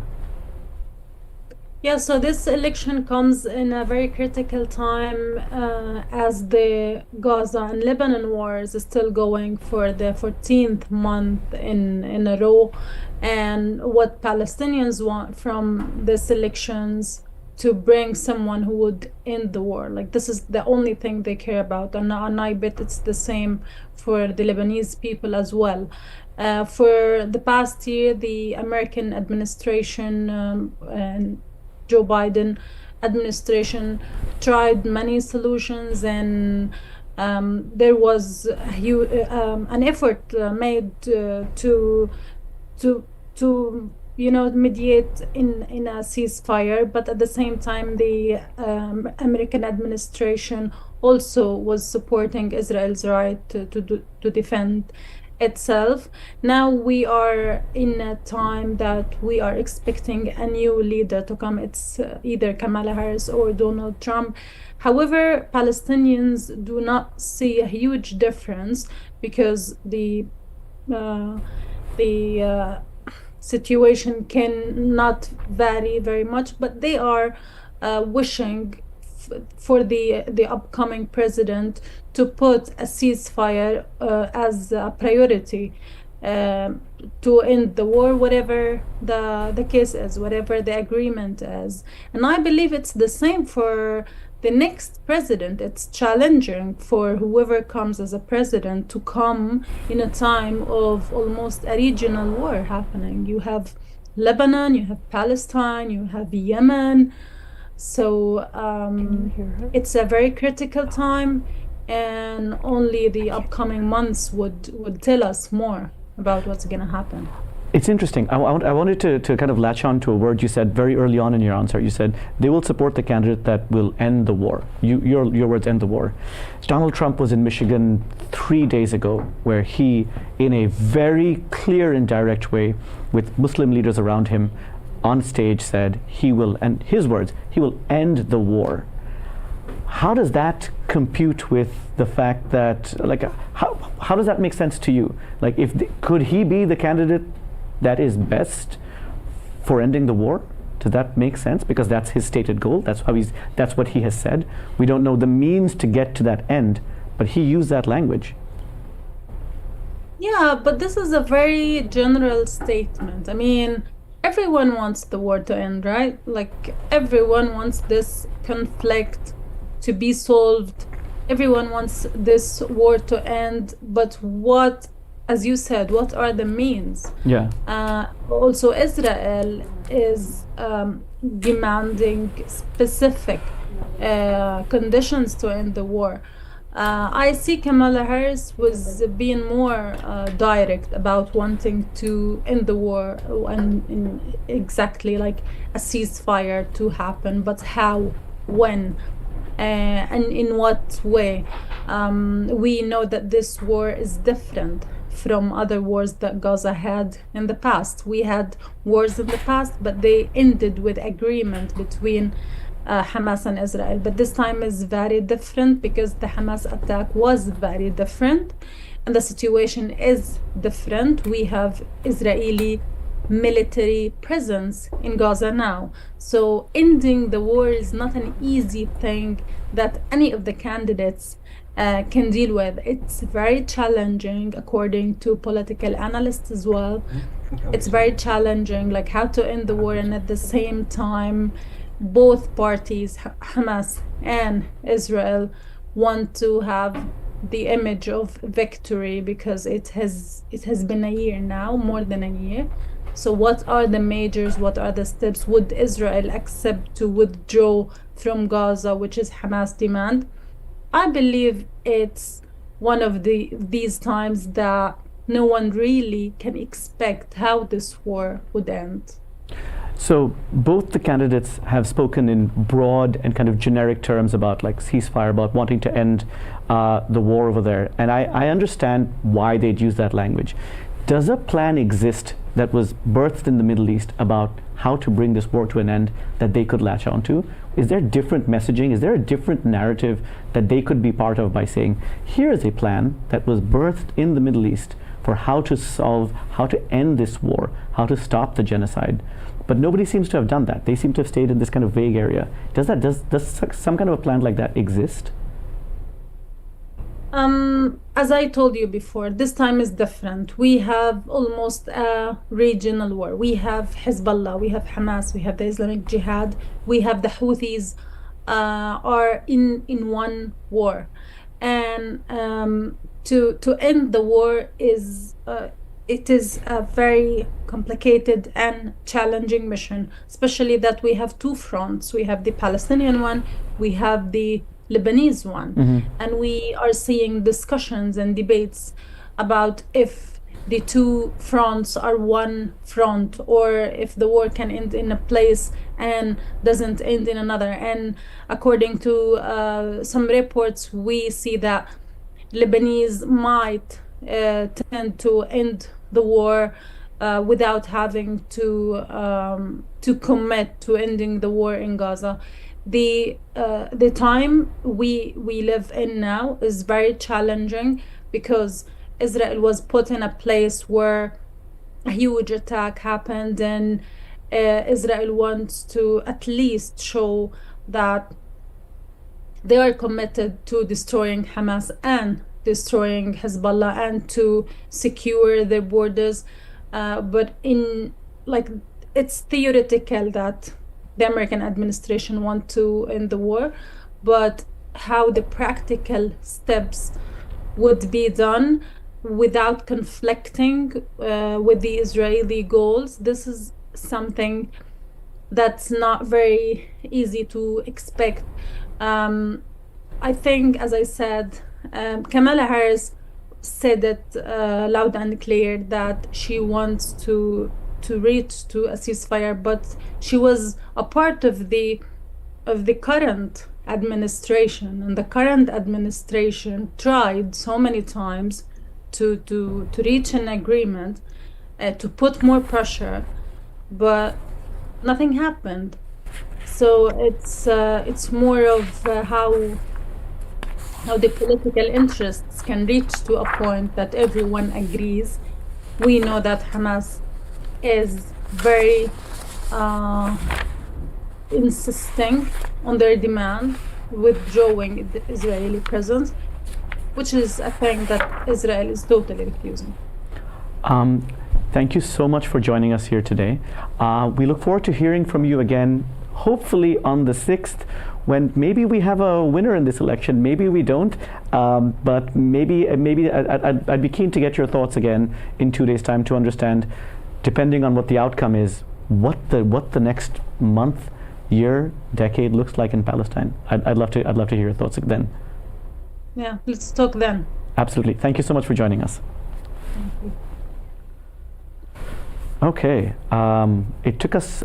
I'm so happy we got to speak to Abir, because this is, as we talked about immigration earlier, this seems to be a topic which will be used both for and against a certain type of voter right now. There's so much apathy, so much anger, not from left-leaning people. I refuse to always couch it like that. From people who are against the war, against the genocide in Palestine. And it seems like a large number of voters have become, as we talked about, one-issue voters, and they're like, unless this genocide is stopped, you can't have my vote. I won't vote for you. And that might have a ripple effect in all of these counties. Forget even states, in counties where 5,000 votes could flip a county, where 20,000 votes or 11,000 votes could flip an entire state. From your experiences, what have you come about, like the public discourse on the war in Gaza, and how people are thinking about voting in light of that?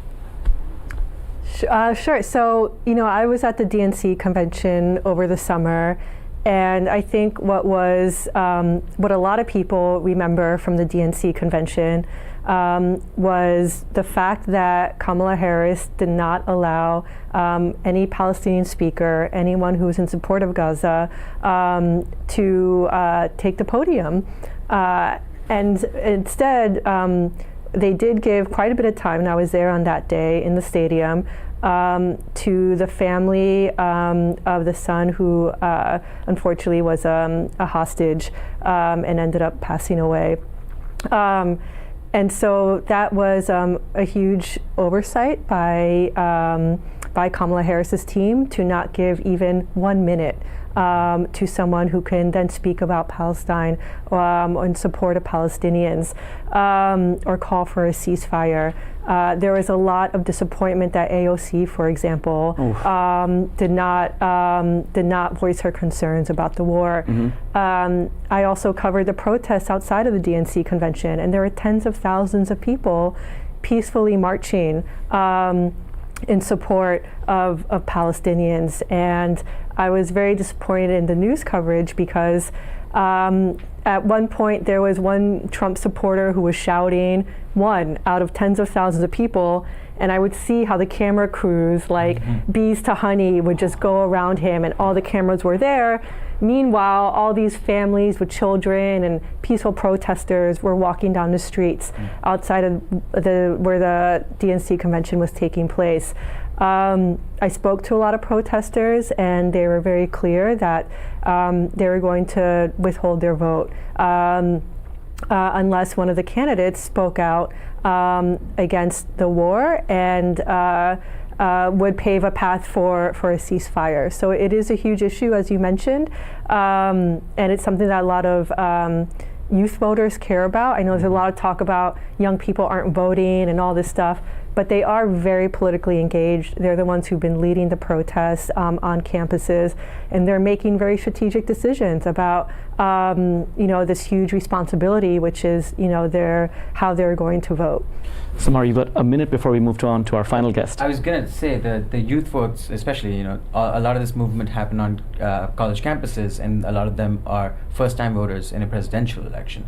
So young voters tend to vote Democratic in general, but even then there's gender gaps, there's other kinds of divides there, college educated versus non-college educated. But especially these young college students who might be voting for the first time, this has been a very big animating issue for them. So I don't know if they'll decide to not vote for Harris because of that, because they also recognize these are very, very informed young kids who also recognize that the choice is between her and the other guy who said he would let Netanyahu finish the job in Gaza. Yeah. So, if you're paying attention, then you know that there's no way Trump is going to be any better. Sure. We're going to move on to our next guest. Joining us now is Jyot Singh, a political consultant. Did I pronounce her name right? Yeah, perfectly. Thank you. Fantastic. Jyot, could you give us an idea? You're in Georgia. Yeah, based in Georgia. Grew up here for over the past 15 years. Could you give us an idea what is happening on the ground over there? This battleground state that everybody is talking about. It seems to be Michigan, Pennsylvania, and Georgia. These are the three states I keep hearing over and over again. I know there's 7, but these are the 3 I keep hearing about. Tell me what's happening in Georgia. Yeah, and happy to give you a brief overview as well. I started organizing here in 2016, working for the Hillary Clinton campaign. And back then, the infrastructure was very minimal, almost non-existent. For example, for the AAPI vote, for the Latino vote, for the youth vote. But I got to see the growth of the organizing capacity and infrastructure being built in a state like Georgia in 2020, when President Biden did win Georgia by less than 12,000 votes. I got to see this infrastructure being built firsthand. And now in 2024, I'm seeing the energy on the ground. I'm seeing people knocking on doors every single day. I'm the national comms advisor for API Victory Fund, one of the largest and one of the first, API C4s and super PACs in the country. And I was just in Michigan on Saturday. I'm here back in Georgia now to finish the game here in Georgia. And API Victory Fund, for example, is really focusing on turning out the vote, the API vote, specifically in Georgia and Michigan, by doing our days of action, by bringing national resources and national attention and partnering with the local groups on the ground to make sure that we do keep these states blue. For example, in 2020 in Georgia, President Biden won by, again, less than 12,000 votes, around 11,400, 11,500 votes. And we also had 45,000 new first-time API voters, and they heavily skewed Democratic. So in states like Georgia and states like Michigan, we are the margins of victory. Also here in Georgia, looking at the early vote numbers, getting weekly reports from people, digging into the numbers, these are good indicators of trends. These are not definitive, indicators of the outcome of what's going to happen tomorrow on election day. But the API vote, the Black vote, the Latino vote, the women vote is outpacing the early vote in 2020. By significant margins, by 120% for some demographics, by 150% for some demographics. I also do a lot of work for local elected officials and incumbents down here. And State Senator Nabila Islam, for example, she won in 2022. I'm her manager this year as well. So I have my own political consulting shop, and we do a lot of API organizing down here. A lot of brown folks out here, help them out, help them win, and help them retain their seats. Her district encompasses all of Gwinnett County. And Gwinnett County, by Steve Kornacki, was coined as one of the two bellwether, one of the two decider counties for President, Vice President Kamala Harris, hopefully President soon, nationwide, along with Erie County, Pennsylvania. And in Nabila's district, we're seeing the highest early vote turnout in Gwinnett County. So the trends are there. I'm feeling cautiously optimistic. Folks are here on the ground are fired up. We had Governor Tim Walz do a huge rally with Second Gentleman Doug Emhoff yesterday. And you have Bon Jovi opening up, right? You have, like, a week ago, you have President Biden and, Samuel Jackson. And we have Spike Lee. And we have Kamala Harris coming to Georgia, time and time again, I think 3 times in the past 3 weeks. So the national folks are paying attention. The local folks are fired up. And we're really seeing a significant swell of energy on the ground here. Now, what's really going to matter is what happens tomorrow on Election Day. Can we maintain this momentum? Can we keep on turning out our communities and make sure our voices are heard? Will women, will API, will Black people and Black voters come out, and Latino voters come out and finish the job? Or will there be, a rise in, conservative Republican voters? We have to see tomorrow now. But feeling good heading into Election Day, feeling cautiously optimistic, as I'm telling everyone. You're feeling cautiously optimistic, and I'm going to put a different question to you. With all of the celebrity support you talked about, all of the positive signs, some groups of people, 120% over the last election cycle, they're coming out to vote, and you hope that these are going to be Democratic votes. Even if all of these things go your way, and let's say the Democrats carry the state by a slim margin, what does that say to you about the state? Forget if they win it by 200,000 votes. What if they win it again by 11,000 votes? What does that mean? Yeah. So, 2020, Georgia flipped blue, and Michigan, became blue as well. Yeah. And now tomorrow will be a test if this is a red state that acted blue in 2020, right? But then we also saw Senator Warnock that's a really nice way to describe it. Special election in 2022 by significant enough margins. I don't know the exact number, but Senator Warnock did not win it by a hair. He won by a significant enough margin for us to feel good about 2024. So if we do win tomorrow, even if it's by a narrow margin, it's a testament to the on-the-ground local supporters doing the work over here. It's a testament to that infrastructure and capacity we've been building for communities forgotten historically. And it's a testament to say that Georgia is a true battleground state, and it's not a red state just acting blue in one cycle. And even in 2020, we saw a significant and historic wins on the state legislative side and the local side as well, with Democrats, right? Gwinnett County has just maybe a handful of red local seats left as well. The county commissioners turned blue for the most part. Local offices, the state legislative seats have turned blue. So 2024 will be a test to see, can we solidify Georgia as a battleground state that is not just a red state acting blue. I have one last question before we have to end this. Do you see? I've been reading a lot about split ticket voting in Georgia. Do you see that being a big issue? Do you see a lot of people maybe splitting the ticket, maybe voting for Kamala Harris at the top of the ticket, but then choosing a bunch of Republican candidates after that? What are your thoughts on split ticket voting in Georgia? And how big do you think it'll be? Yeah, I do see that. We did see that in 2022, even with Senator Warnock. We did see that in 2020 with President Biden. And we have just been hearing on the ground, anecdotally, I don't have any data for you on split ticket voting at this time, but anecdotally, we are seeing that because the number one poll tested issue nationally and in Georgia for a variety of clients I work on, a variety of efforts, and Asian American Advocacy Fund, they do a significant amount, probably the largest amount of AEPI organizing and independent expenditure work as well. And for a variety of clients I'm seeing locally here in Georgia, the number one poll tested issue is reproductive rights, is abortion. Okay. And we've seen this nationally as well. We saw Virginia and the New Jersey state legislature get historic wins and maintain the Democratic majorities or flip back to Democratic control in the off cycle. If you're after 2020 and before 2024 is because of abortion. And we're going to see that tomorrow as well. The test of how viable are these split ticket voters, and how viable is the issue of abortion to have folks vote for Vice President Kamala Harris at the top of the ticket, but they still may intend to vote for their incumbent red conservative Republican local legislators, local county folks, local city folks as well. So anecdotally, we are hearing that on the ground, and abortion, in my opinion, and what the data is saying, is the main significant factor driving those split ticket voters. Interesting. Thank you so much for joining us. We look forward to another update tomorrow. You can let us know how voting is going. Sure. Yeah, I'll try to bring some data for you guys. Absolutely. Thanks for having me. Thank you so much. Bye-bye. Thanks, folks. We hear from Georgia. What was it? Like I said, I'm not sure about what's in your feed. For me, it's Pennsylvania, Georgia, and Michigan. And I know there are 7 states. They're apparently the swing states. I only hear about these 3. It was interesting to hear in Georgia for abortion to be the biggest issue over there, which I'd like to tie back to our previous conversation. It is a healthcare issue as well. Why is healthcare not been discussed this election? I want to keep it quick because I do have a last round of questions for each of you. Yeah. Why is healthcare not been discussed?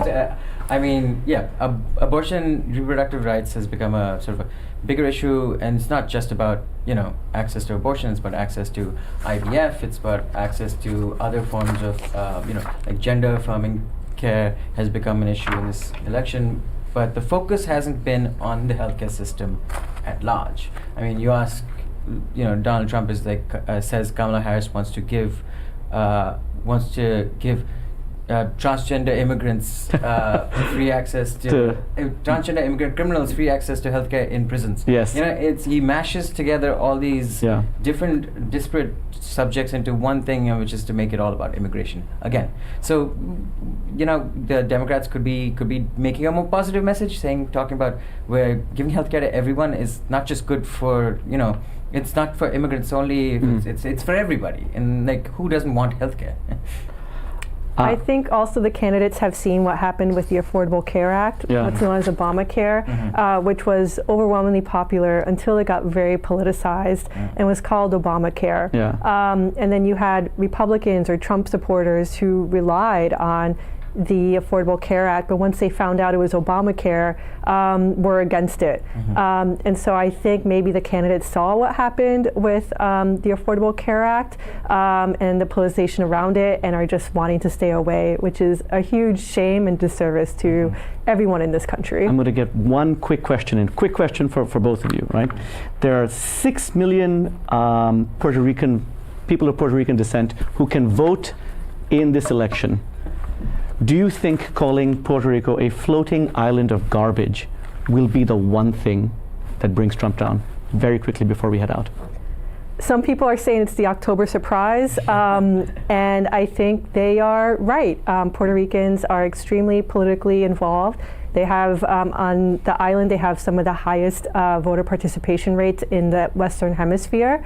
They're paying attention, and they don't forget what Trump did during when he threw the paper towels at hurricane survivors, and this is just another one in a long line. I don't want.